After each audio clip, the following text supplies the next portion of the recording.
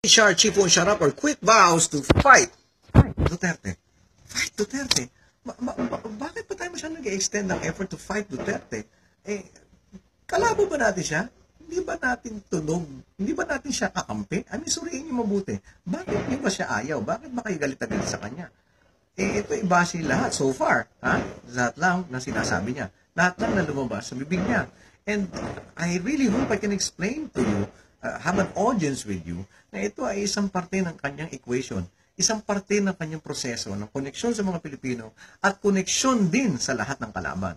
And because sa likod nitong camera, sa likod ng kanyang kampanya, at pagka naririnig niyo siya at nakakasama, yung bang hindi yung bang nagsasalita sa audience. Ibang-iba ho siya. He's very gentle, very meek, and ang husay mag-isip. At lahat to, sinasalaysay niya bilang kailangang parte ng proseso. Well, siguro ang pinakamalapit na paliwanag, hindi kailangan niya takutin ng kriminal. Hindi siya pwedeng pabebe pagdating sa mga kalaban natin. At aminin niyo, nung hindi pa natin nakikilala si Mayor, ito naman din ang damdamin natin sa taping, pagka nag-aantay tayo ng take natin na matagal, hindi ba?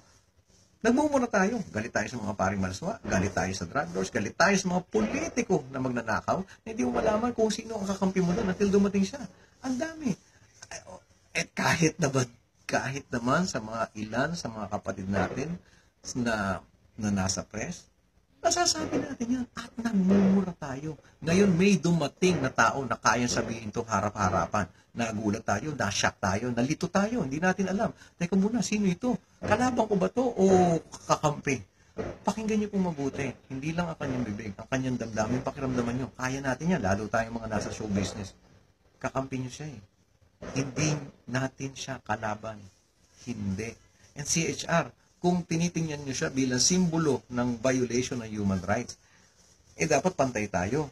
Ipagtanggol niyo rin ang kanyang karapatan dahil napakaraming below the belt na pang-insulto sa kanya. Jim Paredes, my friend, ang kaisa-isang composer na nagtiwala sa akin na kantahin na kanya awit. Sana hindi mo naman ako nakakalimutan. Jim, magkaiba man tayo ng pananaw. Jim, I'm very, very sure, deep in your heart, you will agree, you crossed the line when you posted that painting ni James Abbott McNeil Whistler, yung Whistler's mother. Jim, nanay na yun, my friend. Masakit yun. At alam natin, hindi patas, hindi dapat kasali sa mahusay na argumento. You're one of the most intelligent persons I've met sa show business. Sana magkaroon ako ng pagkakataon, hindi lang sa'yo, sa lahat ng ayaw at kinamumuhian sa President. Let me explain to you kung ano yung mga na-discover ko sa kanya. Kasi hindi mo na ako kilala nun Ako talagang kasi nagugulat ako, ba't ang bastos niyan? Pero bakit siya mahal na mga tao sa Davao? Wala akong naririnig ng pangit. Pinunta ko siya sa mga rallies.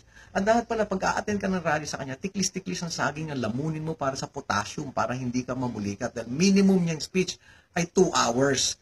2 hours. At lahat ng mga mura na narinig niyo, grab.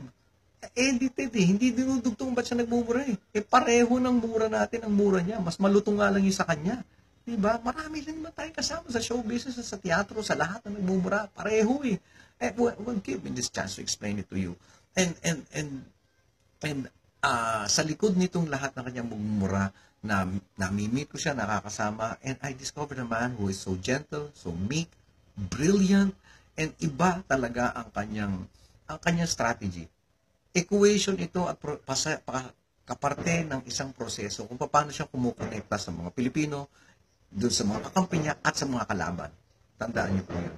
And let me tell you, doon sa aking unbelievable effort na makilala siya, pati mga kamag-anak niya, pati mga prosecutor, abogado sa Davao, pinuntahan ko yan, nakapagkwentuhan ako niya sa mga taxi drivers sa lahat. Alam niyo naman ako baliw ako sa ganyan, kikilalanin ko talaga.